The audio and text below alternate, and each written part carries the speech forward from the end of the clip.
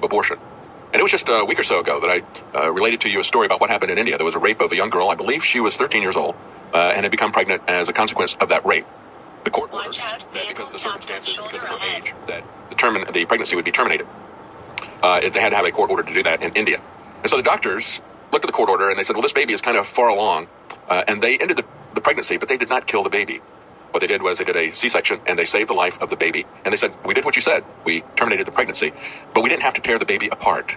And for people to say, well, that was very invasive to do a cesarean section, that is no more invasive than invading the child and ripping the baby apart and then scraping the young mother out. So it was not anything that was more medically invasive than the abortion would have been. And so this is very interesting. We'll see what happens with that bill. And along with that, I guess some of the people as we've seen with the investigations by the Center for Medical Progress, the undercover investigations there, and they're now being given a massive fine by a judge who says, you disobeyed my orders, and because you disobeyed my orders, even though you showed criminal actions, we're not going to do anything about the criminal actions. We see this over and over again, right? So whistleblowers are going to get punished. In this case, they get a massive fine.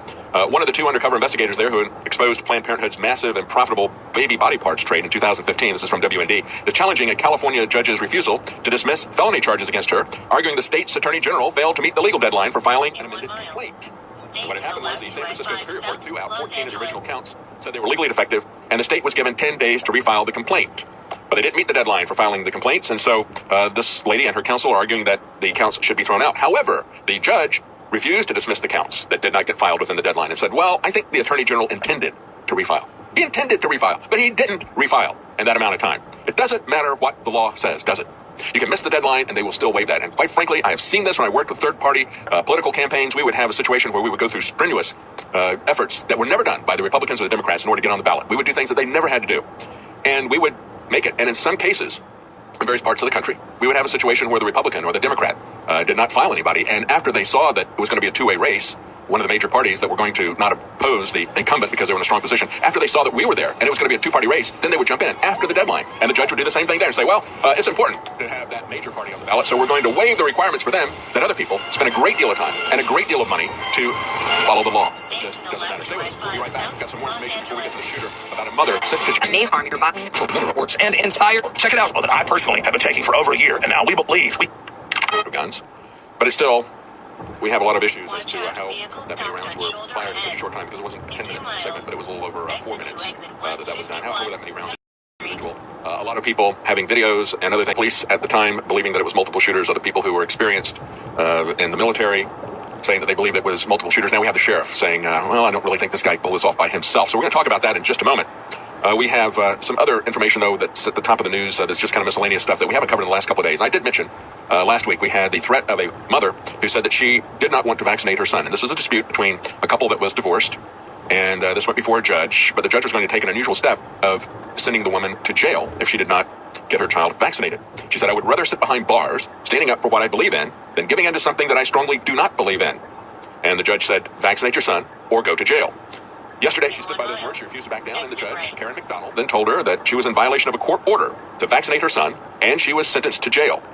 This is an article from the Free Thought Project, and we've had multiple places have reported this. I also have a CBS report from Detroit. It's just outside of Detroit where this happened. As they previously reported on Free Thought, however, she did not abstain from all vaccinations. This is a very important distinction, because they're not just saying you must vaccinate. They're saying you must vaccinate on the schedule that we give you. And a lot of people have said, look, we understand the principles of vaccination. A lot of people who don't disagree with that. A lot of people who say, I'm concerned about the adjuvants and other things that are put into the vaccine, whether it's preservatives or things to irritate the immune system. They say you have to understand that it's not simply the principles of vaccination that we had from Louis Pasteur. There's been a lot of things added to these vaccines if you read the insert. And then you have the other issue of combining all of these things and exposing the person to, especially typically young children, exposing them to all of these things all at once. And of course, I had a nurse that I interviewed at one point. It was an organization, Nurses Against Mandatory Vaccines. And she was saying we would have children who were preemies. And they would have their vaccination schedule that was going to happen to these kids because they were in the care of the hospital. And they didn't care that these children were not mature enough to be able to handle this. They had a schedule that said if the child was this many days old, in spite of the fact that these children were prematurely born, if they're this many days old, they're going to get these vaccines. So they would have to line up the intensive care unit because they knew that this was going to have massive effects on these kids. But they would do it anyway. They really didn't care. And that was the amazing thing.